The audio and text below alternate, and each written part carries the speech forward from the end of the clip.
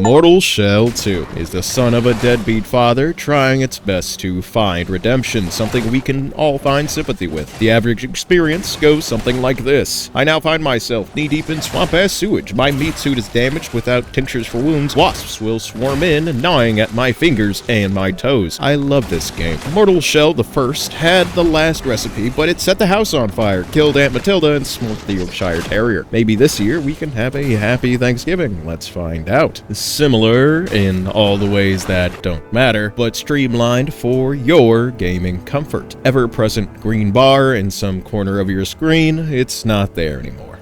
Nay, the Harbinger is fueled by rage, white monster, energy, and blunt force trauma.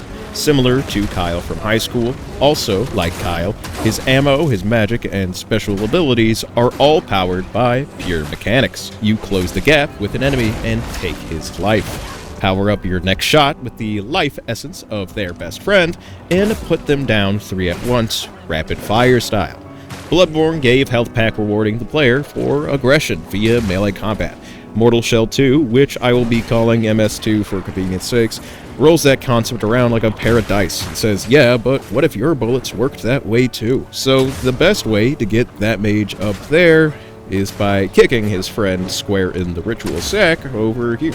Eliminating the need for pointless inputs on your fragile fingers, MS2, now when we level up, assigns skill points automatically, so fiddling with specific attributes are a thing of the well-buried past. Welcome to the future, Grandpa. It's adapt or die. It's unluckily for you, then I keep respawning. I'll see you at the next campfire. After I take care of these squatters living in the basement, of course. Speaking of, we still use currency, collected from the fallen corpses of our enemies in the form of gloom.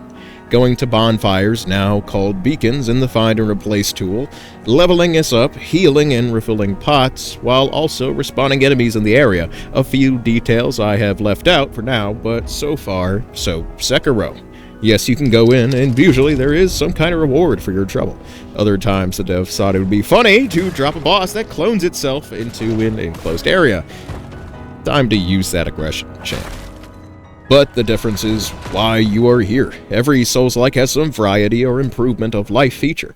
Let's try and see how they unroasted this terrier. Sidearms and weapon loadouts are the first sign where we have left the familiar. Button changes depending on the trinkets you carry. Whole entire attacks differ from one moveset from another. All of that is supposed to be bread and butter for the gaming industry, but the gaming industry has been a few slices of a whole loaf for a while now. With an arsenal of different weapons to fight the creatures of the night, it's refreshing to see that the parry button can go from Sekiro to Dark Souls to the armor lock from Halo Reach, all at the switch of equipment. The very same applies with the weapons found scattered around the map, eager to make bloody acquaintances with the enemies of the Harbinger. All can be found, and all can be upgraded with their own moveset, and upgrade material is not exactly rare. Now let's talk about the gun. The claws of a goblin rends flesh from the bone, but a 12-gauge shell gets rid of that goblin all the faster. Mortal Shell 2, unlike its predecessor, knows all forms of metal are viable against evil, especially in the form of a 50 caliber anti-material rifle ammo. Even those can be customized, from explosions to sentient bullets, specifically targeting an enemy soft spot that they were dropped on as a child. The possibilities are wide from just the demo alone. It excites me. Any game that encourages that I use musical wave energy to cook the meat off of an enemy with a well-timed rendition of its song Stairway to Heaven by Led Zeppelin has a special place in my good books. Now let's try to finish this off with a boss fight. Like an unlicensed daycare at the Schmuck's Jelly Factory, the red babies are causing me problems. Mama Murphy rides her mobility scooter at reckless speeds, attempting incredibly zealously donuts, hoping to incinerate me and my shell. My brother is just another me. My shell is just another me. Shells, as the title suggests, are important. Each shell used to be a person until you and your pale-ass fingers find the corpse and take control of it. Learning its backstory unlocks the skills the person had in life. A thief can sneak, a fighter can shout, and a lawyer can sue the monsters for insurance fraud and medical malpractice.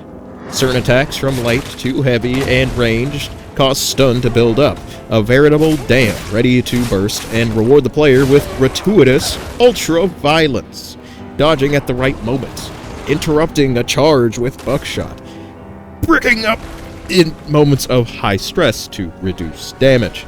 It's a beautiful dance of carnage that you probably won't have control over. But just like any dance, don't forget that with enough patience and confidence, you won't need control anymore.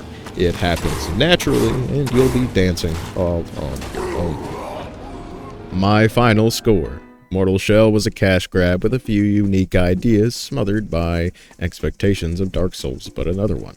Mortal Shell 2 cannibalizes its ancestors, snagging only the choicest bits to incorporate. Crunchy combat that snaps off the bone, an art style that feels gross but is also pleasing to the eyes, and NPCs who like feet a little too much. I give it my highest score of I forgot to get any videos made during a blackout. Shout out to Gary, Indiana, by the way, while I'm playing it. Thanks for watching, and thank you to everyone else. Never pre-order anything, and I'll see you around.